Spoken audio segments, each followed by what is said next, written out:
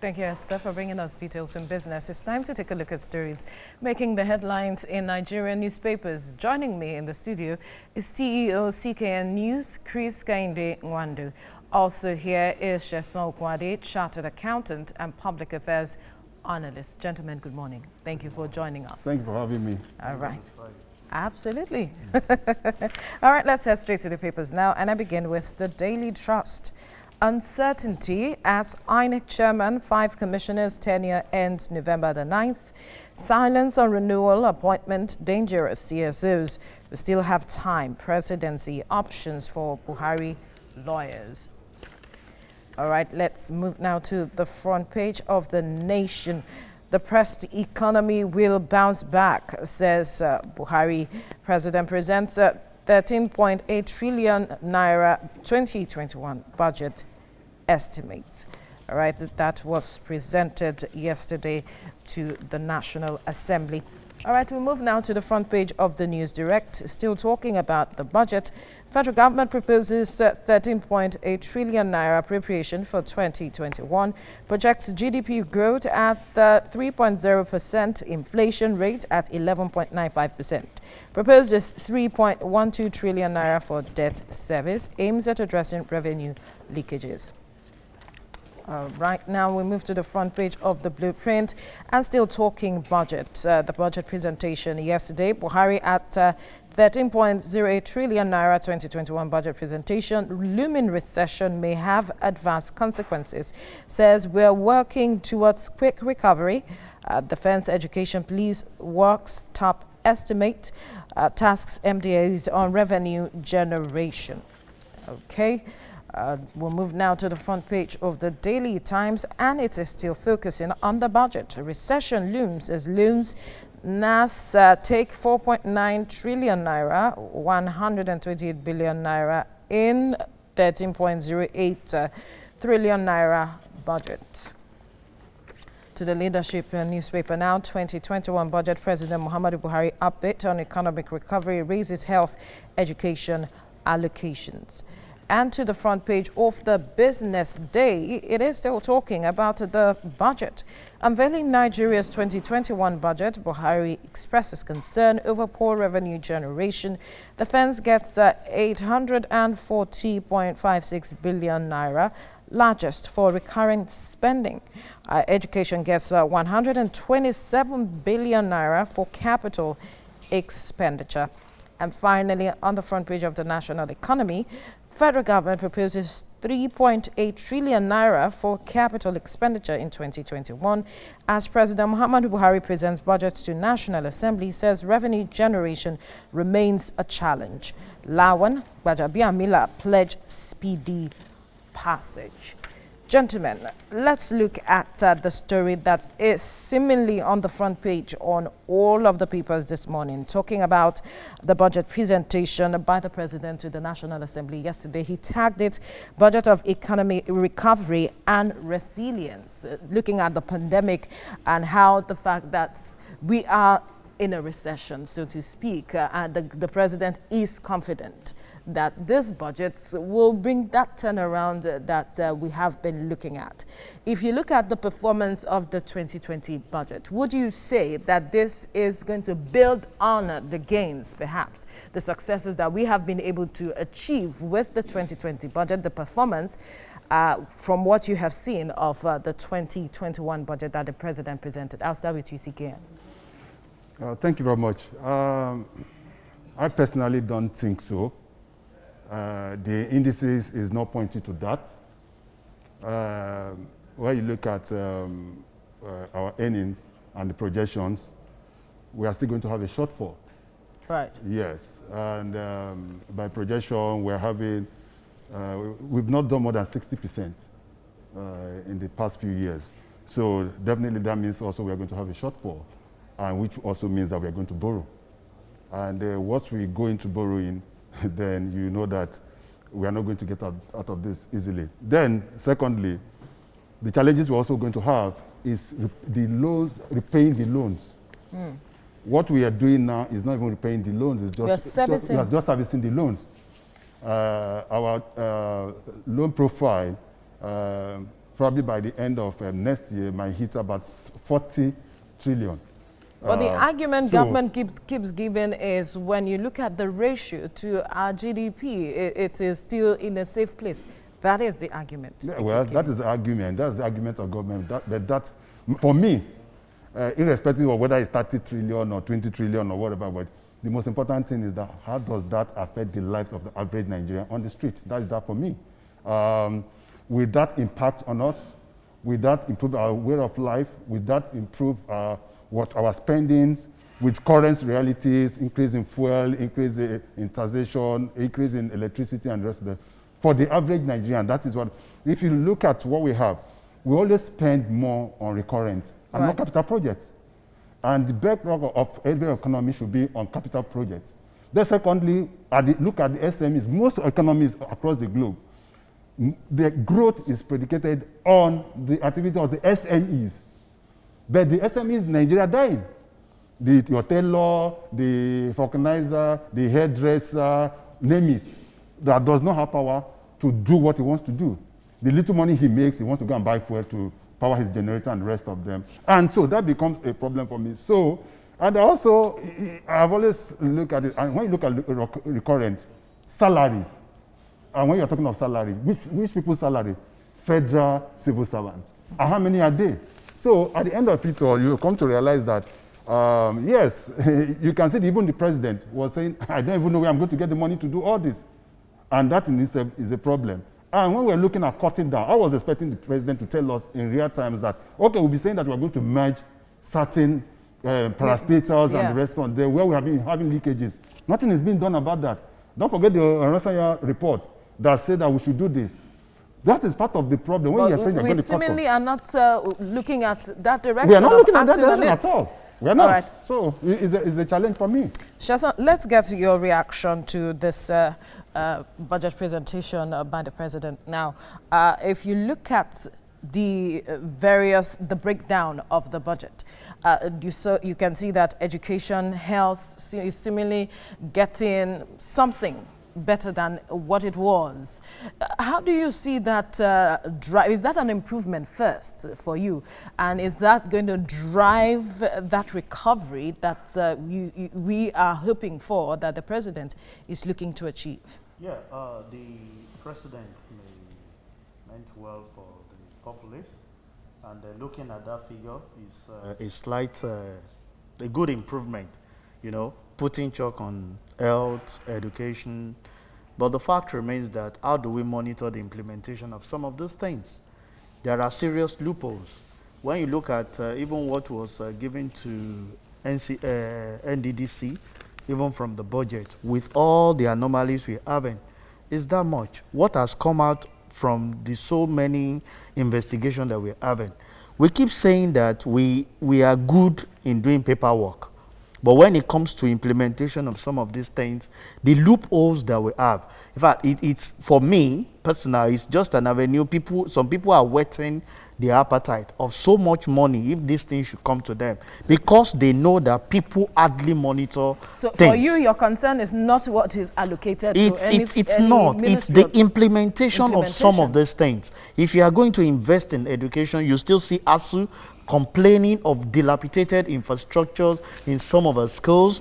At the secondary school level, we have so much problem. For the unity schools, they are not growing. You know, you cannot pinpoint.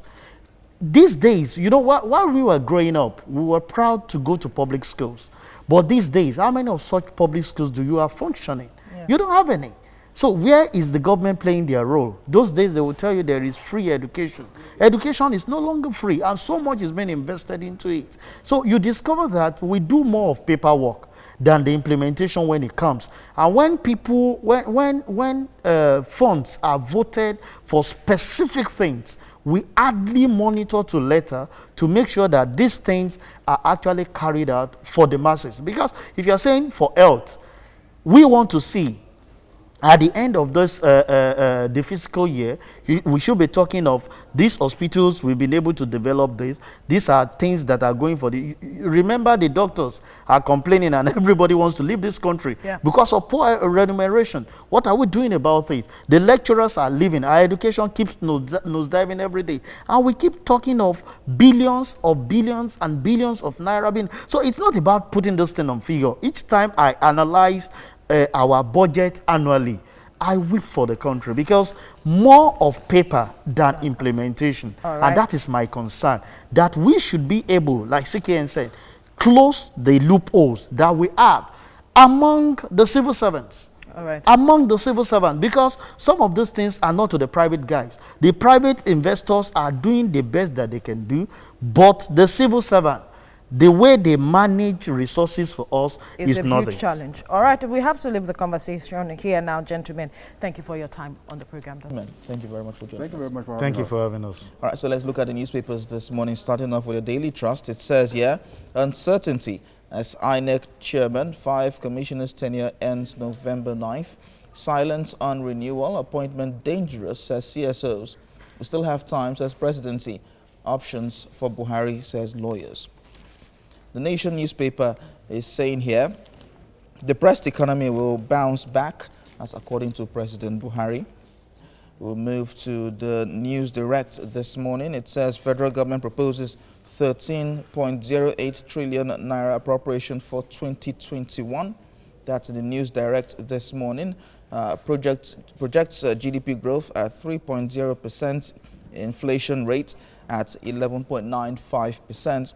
Proposes 3.12 trillion naira for debt service, aims at addressing revenue leakages. Government needs to re-examine critical revenue generation remittances processes, says Lawan. Also, we'll move to the Blueprint newspaper this morning, and my producers will have to, it's on the screen already. It says here, Buhari at 13.08 trillion naira 2021 budget presentation. Looming recession may have adverse consequences. That's in the Blueprint this morning. The Daily Times is saying here, recession looms as National Assembly take 4.9 trillion naira, 128 billion naira in 13.08 trillion naira budget. Leadership newspaper is saying here, 2021 budget, PMB upbeat on economic recovery raises health education allocations. Business Day is saying here, unveiling Nigeria's 2021 budget, Buhari expresses concern over poor revenue generation. Defense gets 840.56 billion naira, largest for recurrent spending. Education gets 127 billion naira for capital expenditure. The national economy is saying federal government proposes 3.8 trillion naira for capital expenditure in 2021. As PMB presents budgets to the National Assembly, says revenue generation remains a challenge. Lawan Bajabiamila's pledged speedy passage. So we'll stick to the story in the Daily Times this morning. Uncertainty as INEC chairman, 5 commissioners' tenure ends November 9th. Silence on renewal appointment dangerous, says presidency. That's in the Daily Times this morning. Daily Trust rather. We'll still have time, says presidency. Options for Buhari, that's according to his lawyers. Uncertainty as INEC chairman, 5 commissioners' tenure ends November 9th. Gentlemen, what do you think about this? Well, if Professor Yakubu gets a second term, he will be the first INEC chairman to do that. First of all, before talking about his second tenure, we need to have a critical look at what he did in his first term. I would say that he has tried relatively, at least in these past few months. We've seen some election in Nigeria, and it's like we're having some hope that we're almost getting there. So he was able to build on the success of Jega. That is it. Then, to cap it, the recently concluded Edo gubernatorial election was a plus for him. But let's see what happens tomorrow. If he can get it right again in Ondo, then I think we'll start looking at him for a second time. And also, there are serious electoral reforms that we need to engage in.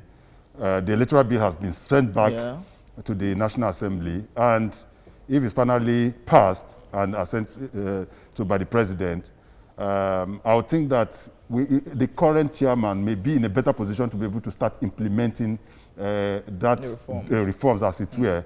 Then the main task ahead will be 2023. And so for me, I think relative, I'm to score him, I will score him about 50%. All right, let's have Sheson's take on this. Yeah, for me, the INEC chairman, he has done his best. And going by what CKN just said, as per the electoral reform that has been sent back, he has at least few intakes into some of those things. And when we look at it's some of his speech in the area of looking at electronic voting, which I think is part of the people that actually subscribed to the yearnings and the call if the electoral reform bill that was sent. So if that is passed on time, I feel continuity will be the watchword, because he understands a bigger part of the problem we do have is that most of the time we center things around individual and not the system. So when there is a change in that personality, the system gets a little shaky, and everybody wants to look for a way that, okay, well, the last person actually did his bit, let me did my own. I think Mahmoud has been able to build on what Jega did, and that's why we are saying slight improvement. We are not there yet. There are still a lot of things. But I think with the passage of the reform, and if he's given, a second term, I think we can do better. I'll let him break the jinx that we don't have INEC chairman, coming back to do that thing. Considering the fact that the reform needs to be executed in line in preparation for 2023. But is it the best person to execute the reform? Will you support the second term for INEC chairman for the first time? Well, because the CBN governor broke the jinx as well. Yes. There is no Nigerian that is the best for every seat. President Muhammad Buhari is not the best when you look at Nigeria and say, oh, we want a president. The governors are not the best, as it were. There are still certain people in the states that can do far better than them. But that is what the system has just given us. My own aspect, and I think which I hope that the electoral bill should be able to take care of, is the appointment of the chairman, the power to appoint the chairman of INEC. We should make that as independent as possible. So you understand what I'm saying? So because as we have it now, it is still within the purview of the sitting president to be able to appoint the INEC chairman. That to me does not really sit properly. It could be partisan. It could be looked as being partisan. I'm not saying that the current chairman has been that partisan, but he who pays the piper at times dictates the tune, and that happens. Then also, you have to look at some of the things he has done. Electronic voting, transmission of results. These have been a lot of improvement. We've not been seeing a lot of snatching of boxes again as we used to have them in those days. And with the cooperation he's getting from security agencies now, I think we can be able to move ahead. But don't forget, not just him, about 5 national commissioners are also going. That for those, if we think that those have not been able to perform, then I think that we have. There's uncertainty now, and the president said they still have time. But do you think there's time if Mahmoud is not going to be given a second term? Do we have time to get someone else?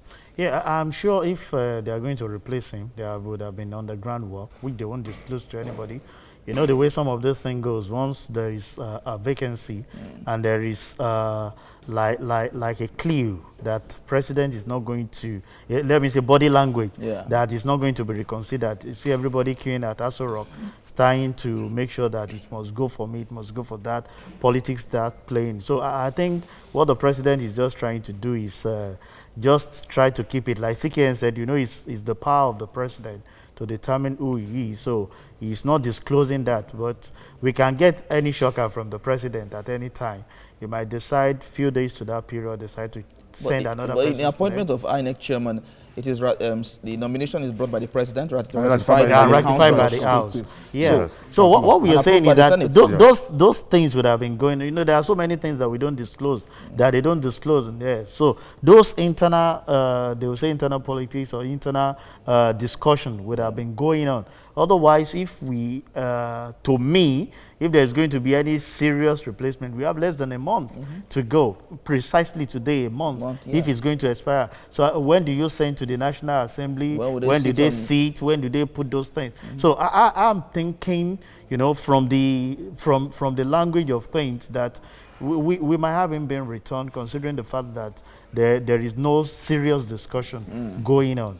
That's just the area where I feel, because if they need to replace him, by now I think we should have been hearing speculations here and there. People jottering for the post, but as we speak, I don't think anything of such is in place. Well, let's see how everything pans out in the coming days. I mean, for now, the concentration is on Ondo election. Of course, tomorrow. We are going to judge him by Ondo, as I said. So let's see what comes out I think that might be another yardstick to measure his performance. You know, we've seen serious improvement from the last few elections. So let's use Njo to be the final joker. All right. Thank you very much, gentlemen, for talking to us on this topic. Thank you very much for having us.